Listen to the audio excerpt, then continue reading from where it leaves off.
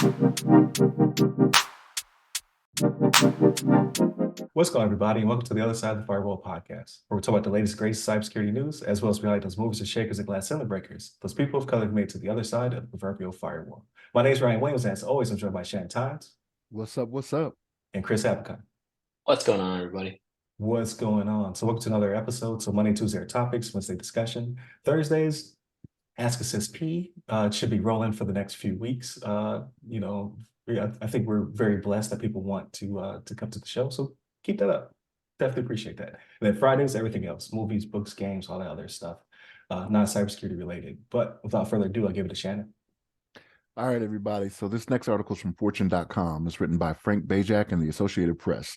Title of this one is Microsoft says Iran, North Korea, Russia, and China are beginning to use generative AI in offensive cyber attacks, right? So should we be surprised by this, right? Like, we kind of knew this is where it was all going to head to, right? Like, if we didn't see it coming on our own, we knew it was happening just by the movies, right? Like, movies and The Simpsons seem to be eerily prescient, on what's going to happen. But this is what's going on. So Microsoft said it detected and disrupted instances of U.S. adversaries, right, which was chiefly Iran and North Korea, and a little bit of Russia and China.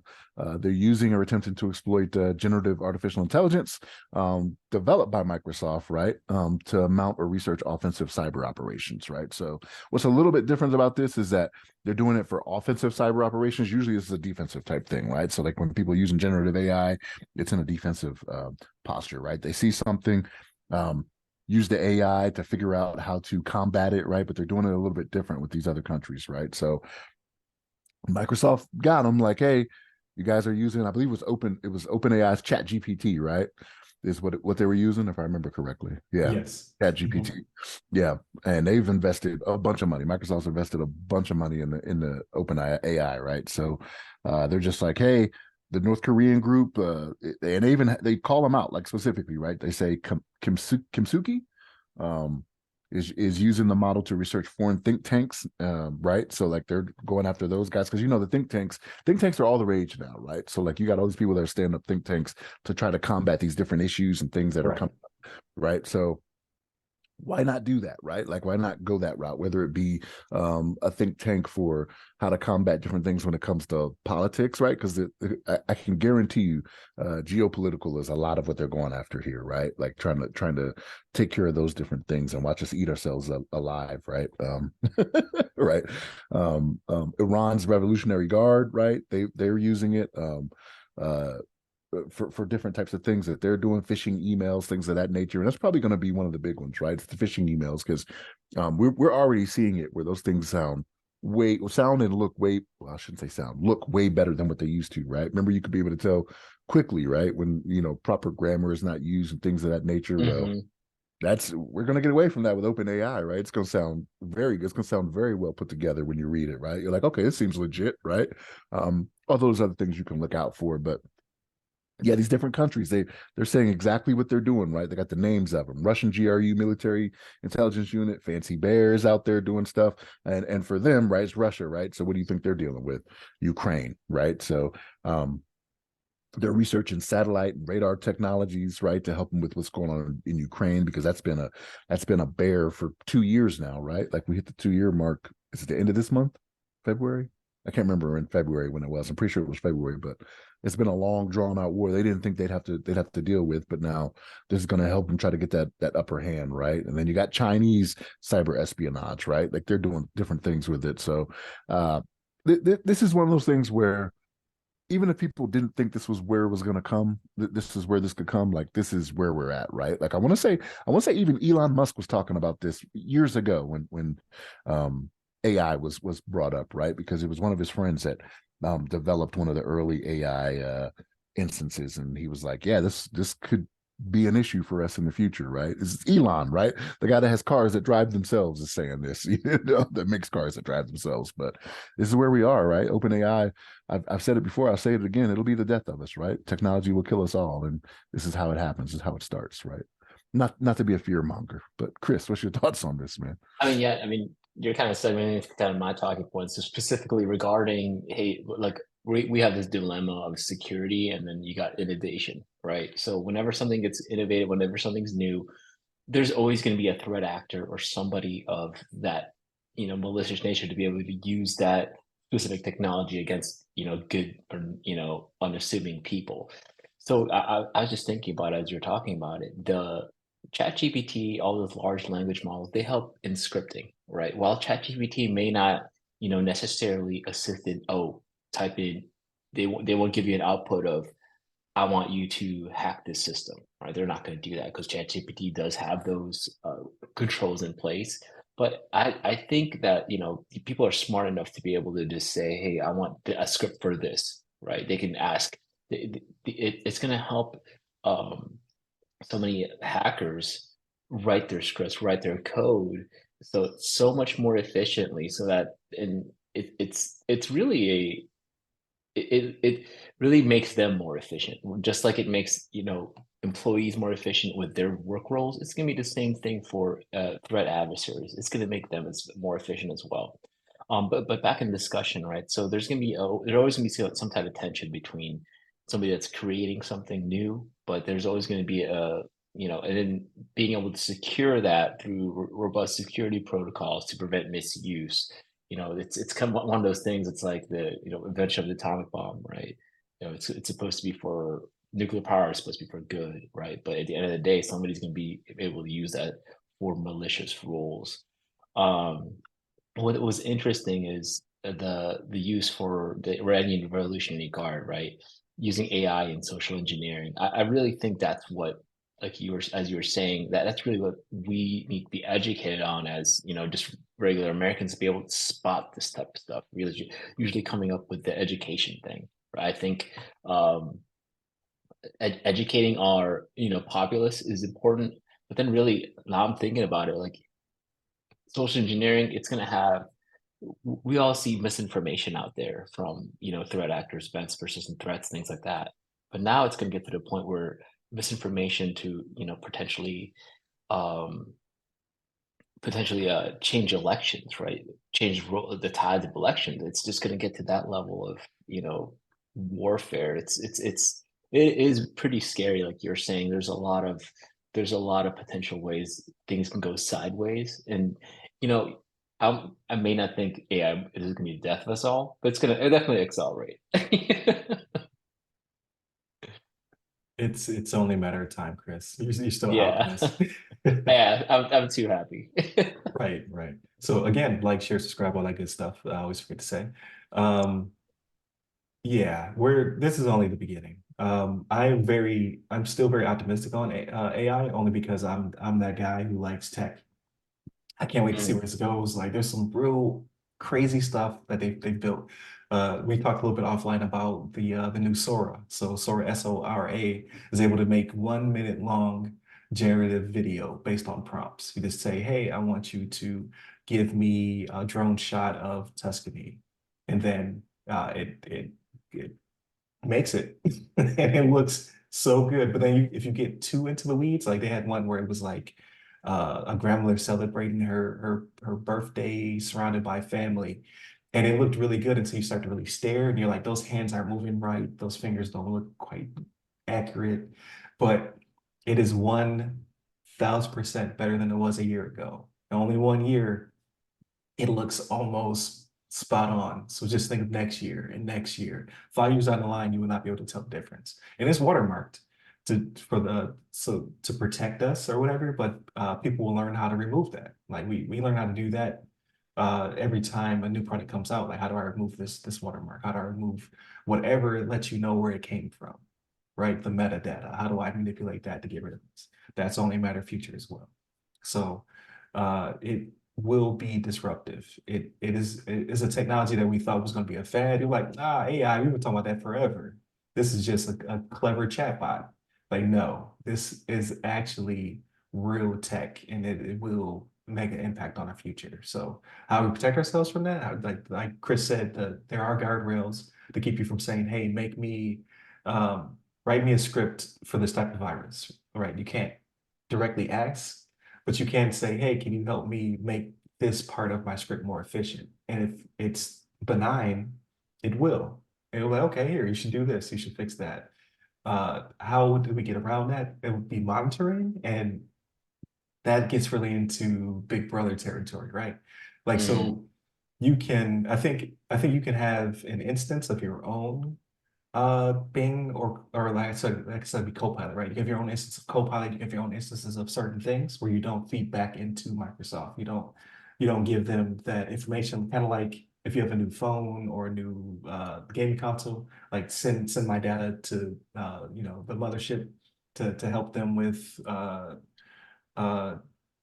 better fixing errors and things of that nature. I think you can opt out of that. So I don't know how much it's actually paying attention to what you're doing outside of the guardrails. But obviously, Microsoft's already thrown up the flag saying, hey, these the state actors are already using it to do these things. And they've already learned how to circumvent a lot of the guardrails to do what they want to do with it. Um, I know with Sora, they're saying that they don't want to be used for political reasons because it will confuse people, right?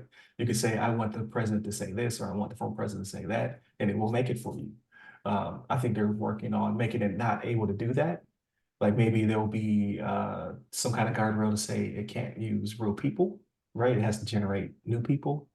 Uh, so maybe that's the thing. But it's coming for all of our jobs, right? Actresses, actors, uh, voice talent, because it's already being used in games, and people are not happy about that. Scripting, coding, security, right? It's a big thing now where they're starting to automate a lot of assessment things of that nature. So they're coming from my job. So I have to learn how AI works so I can find a new. I have to be able to say, okay, well, now I'm a prompt creator or something like that, right? Either you have to be a person who harnesses and makes the tool better, or you're going to be replaced by it. It's coming for everything. Music, they're already generating music with it. Uh, it's both amazing and kind of scary. So again, you have to figure out, like, am I going to be replaced by AI? Is AI going to be a danger to me?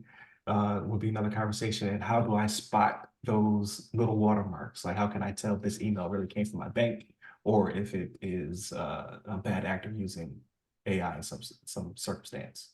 And here's the thing with the social engineering, right? Like you're not gonna have to try hard anyway, right? Because people are gonna believe what they already have a preconceived notion of, right? So Yeah. like correct. if someone does, even if it's a terrible rendition, of a president saying something that they already believe, they're not going to look too hard, right? It already confirms their beliefs that they already had, right? That's why social engineering is so easy, because people want to believe it. I find myself falling prey to it sometimes, right? I'm like, yeah, that's what I thought. Then I'm like, no, no, no, Yeah. Shannon, always read three sources, right? Like, go to the opposite side, go to that view, and then try to find one in the middle, right? That's how Mm. that's how I try to do it to keep grounded. But sometimes you see something, you're like, yep, I knew it. I knew it. And like, Yeah. get away from that, you They know? got me. Yep. Yes, I don't know if I'm gonna get it because what was it, back in the early 2000s? I was in Germany, so I was watching a news program, and it was actually really good, right? It had all American anchors, and they were discussing topics about the U.S. and the world, right? It's like kind of like on BBC type territory, and they started to talk about Blacks in America and just the strife and struggle. They had some articles on women in the South. They had another one on Black fathers and how they're never highlighted in a good light in the States. And they had all these really unique articles that are really speaking to me. I thought I was Russian news. RT, So right? It yeah, it was was RT. RT. That I was like, man, this is great. So I tried to Google where I could find it in the States so I could keep watching it. And then it was like Russian television. I was like, well, that makes sense. Because of they can, like, again, like, how do you target people? You find those who are disenfranchised, you give them the information they want. So I wanted to see that type of news because I don't see it in the States. And then I watched it long enough, and then there's a couple articles later that talk about how the US is beating up the Chinese economy, how the US is not playing nice with Russia in these regards, right? So they're trying to pull me to their side and give me their perspective, but how do they get their foot in the door? They gave me what I was looking Mm. for. I wasn't being provided in the States. Brilliant. So you can only imagine the use of AI with that as well. It's what made Malcolm X so successful, right? I don't say that in jest either, right? Like he was sitting there talking to people about the struggles they were going to and things that they knew to be happening, right? So when you're talking to that, Like people understand it, they want to hear it, they want to get more of that, right? That's why he can sell out those arenas he was in when he went to speak, right? Same Yeah. type of thing. And I'm not saying he's a propagandist or anything like that, but the same principle. Like you're like, yes, I know that to be the case, right? So like, Mhm. give me more of that, and that's what he did. Right. Malcolm X did in the late 50s to the mid 60s, right? So Yeah. So it's only a matter of time. Like we've already gone over, so might as well keep talking. It's only a matter of time before it does start to become really disruptive. Like we're only like we're right on the fringe. Like we're starting to feel it a little bit. That's what technology does. Like when something new comes in, it doesn't necessarily always replace what was before it, because like we're still going to need people who are going to be authors. We're still going to need people to make movies. We're still going to need people to do the jobs they do. But this will be something like you can't exist without a phone now. Everyone has to have a phone. Like everyone has to have the internet. Everyone has to have these things. I think it's going to be the same thing for AI. It will be attached to us in some circumstance, and you will always need it. So it is the future. You cannot get rid of it. We can't walk it back. Can't put it back in a box. This thing exists now. So what all that entails, I don't know. But we will see it this year, but it will not be as bad as the next election year and the one after that, and so on and so Mhm. forth. Like this will just be the first tip of the iceberg, and it will be crazy. it's kind of like Sonny and iRobot, right? Like he can only we're past this point now, but he was just recreating what was given to him in his dreams, right, by his Yeah. creator, right? And he has that scene where he's asking Will Smith about the masterpiece. He's like, "Can you create a masterpiece?" And he asks him, "Can you?" Like we're getting past that point, right? Like the AI is creating the masterpieces. That's what's happening, right? Like Yeah. what people want to see and things that they appreciate. So we're already past that. Yeah, I'm gonna start using it. Like I guarantee you, like for the when it comes to production, like I've always been hesitant to hire people to do specific things because it's like prohibitive. Outside of like Fiverr, like maybe 5 thumbnails, like to have somebody on, like to actually have a staff member. Like I need you to audit, I need you to do the audio, I need you to do the video, I need you to do the thumbnails, I need you to do the art. Like now I can just buy a suite of, in this case, Microsoft products or whomever, and it will do all the above. It will make me my B-roll. It will make me, if I want to change the theme music and things of that nature, like this will be a thing, and it will be extremely, extremely cheaper than hiring a person. So what does that, what will that disrupt as well, right? Because there will be people who will be anti-AI, and starting to already see it because it is coming for certain aspects of people's like, I don't, if I am an actor, a model, a voice actor, I don't want it to be in my territory because not only is it competition, but also it can do some things that it should not be doing. Right, like it shouldn't be replicating people's faces and voices and things of that nature. You have to create new things, new actors, like virtually and things of that nature.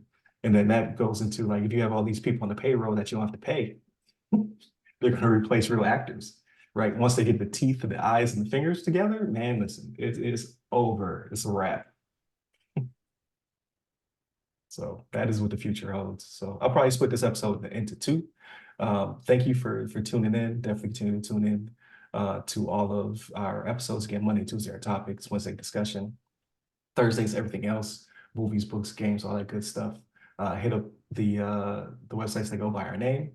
You can also hit me up personally. I'm at RYRY Security Guy. That's RYRY Security Guy. You can find me on LinkedIn, Clubhouse, Twitter, and Threads. And you, Chris? You can find me on LinkedIn under Chris Abacon, last name spelled A Bacon. There it is. Stay safe, stay secure.